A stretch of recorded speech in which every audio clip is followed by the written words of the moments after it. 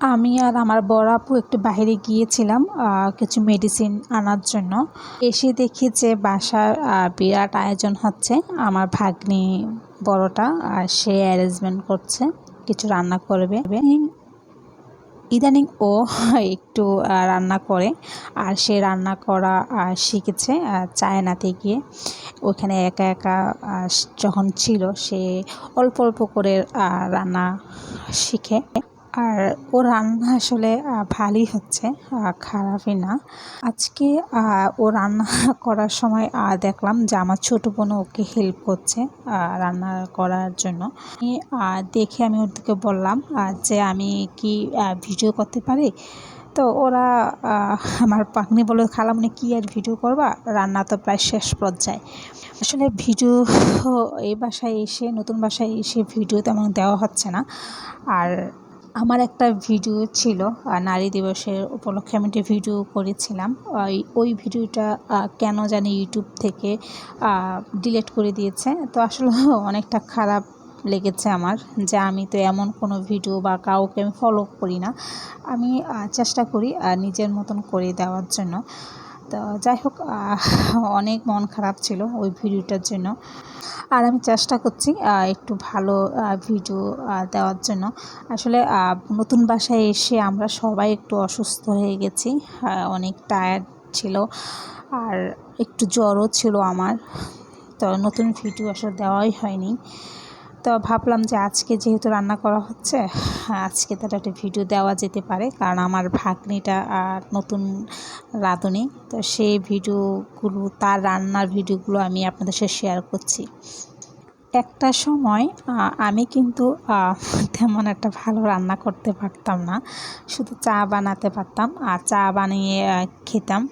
আর বিয়ের পর দেখা যাচ্ছে যে আমার হাজব্যান্ডই তেমন একটা রান্না করতেন, আমি তেমন রান্না করতাম না। কারণ আমার পাশে আমার বড় আপুরা ছিল, তো বড় আপুই আমাকে রান্না করে বক্সে করে দিয়ে দিত, আর আমি ফ্রিজে রেখে 2 দিন বা 3 দিন লাগিয়ে খেতাম। তো আবার সপ্তাহ ঘুরতে আবার বরাবর বাসায় হামলা, বরাবর রান্না করে দিতেন, আমি আবার এগুলো নিয়ে যেতাম। তারপর আসলে একা একা যখন থাকি তখন একটু একটু একটু করে রান্না করা শিখি। এখন যে আহামরি তেমন একটা ভালো রান্না করতে পারি তাও না, চেষ্টা করি মোটামুটি রান্না করার জন্য।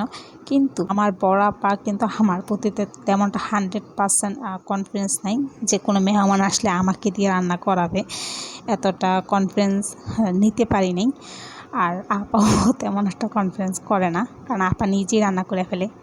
আমি এত বড় রিস্কও নিতেও চাই না, কারণ আমার রান্না তেমনটা ভালো না।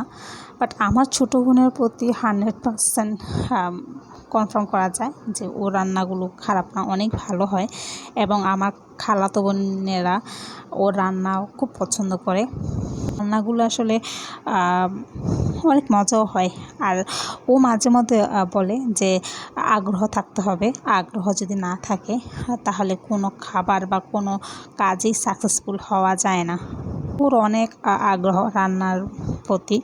আর বরাবর বাসায় স্পেশাল কিছু মেহমান আসলে দেখা যাচ্ছে ওই বেশিরভাগ রান্না করে, বিশেষ দিনে রান্না সবসময় ওই করে। কারণ ওর রান্নার ভিডিও কিন্তু আমার ইউটিউব চ্যানেলে অনেকগুলো আছে। আর আজকে হচ্ছে আমার বড় ভাগ্নিটার রান্না। তো এই মানে ব্লগটা আমার জন্য স্পেশাল, কারণ ও তেমনটা রান্নার তেমনটা করে না। আর যখন ও রান্না করে তো নিজের জন্যই করে, অল্প অল্প করে। সেজন্য ওর ভিডিওটা আসলে আমি করেছি, ওর রান্নার ভিডিও। তাই আপনাদের সাথে আমি শেয়ার করলাম ও কী কী রান্না করছে আজকে।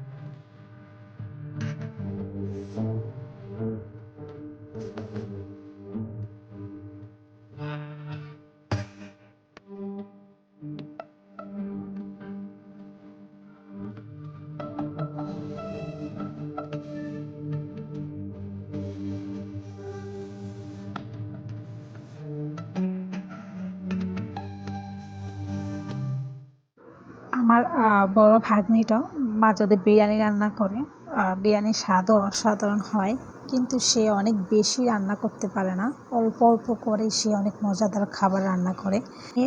যখন রান্নাঘরে গিয়েছিলাম তো যাওয়ার পর দেখি যে সে চিকেন চিলি রান্না করছে। তো আমি জিজ্ঞাসা করলাম যে এটা কি। সে বলে যে খালামণি তুমি তুমি তো জানো এটা কি, এটা চিকেন চিলি।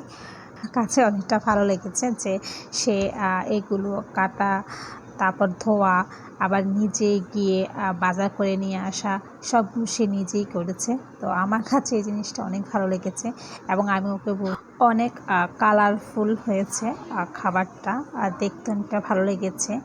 আর এটা হচ্ছে আলুর চপ, যেটা আপনারা দেখেছেন আমার ছোটো বোন বানাচ্ছে। আলুর চপে বিফ অ্যান্ড মোজারেলা চিজ দিয়ে বানিয়েছে। আর এটা ছিল মাশরুম, আর এটা হচ্ছে সেই চিকেন চিলি।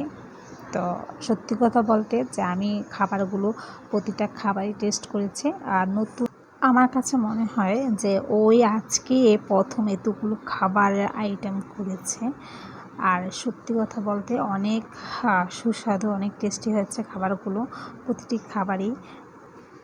আমি জিজ্ঞাসা করেছিলাম এতগুলো খাবারের যেহেতু আয়োজন হচ্ছে, খাবারের নাম কি। তো সে আমাকে বলে বেন্টো বক্স খাবার, এটা জাপানিজদের।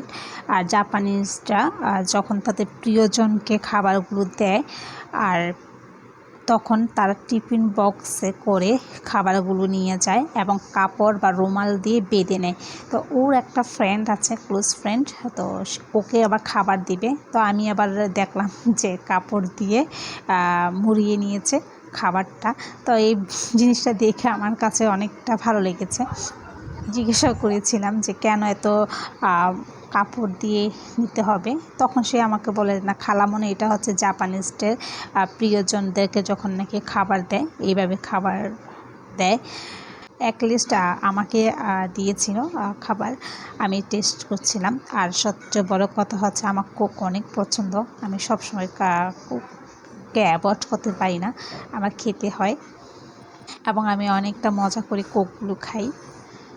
আমি যখন খাবারগুলো খাচ্ছিলাম তো অনেকটা ভালো লেগেছে খাবারগুলো, এক কথা অসাধারণ।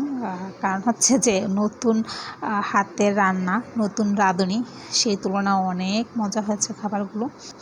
সবাই দোয়া করবেন আমার ভাগ্নিটার জন্য, যেন আল্লাহ অনেক বড় করে ভালো রাখে, ভালো একটা ডাক্তার হয়ে যেন অসহায় মানুষদের পাশে থাকে। কারণ তারও ইচ্ছা যে সে বাংলাদেশে এসে অসহায় মানুষদেরকে পাশে থাকবে, হেল্প করবে, তারও মনের ইচ্ছা এটা। দোয়া করবেন, সবই আল্লাহর ইচ্ছা, আল্লাহ যখন রেখেছেন ইনশাল্লাহ হবেই। আর যদি ভালো লাগে থাকে তাহলে আমার ভিডিওর নিচে একটি লাইক দেবেন। আর আমার চ্যানেলটা যদি সাবস্ক্রাইব করে না করা থাকে তাহলে প্লিজ সাবস্ক্রাইব করবেন। আর আমার ভুল ত্রুটি হয়ে থাকে আমাকে ক্ষমা দৃষ্টিতে দেখবেন। আর আমার জন্য দোয়া করবেন, আল্লাহ যেন আমাকে অনেক সুস্থ রাখে, ভালো রাখে, আর ভালো ভালো ভিডিও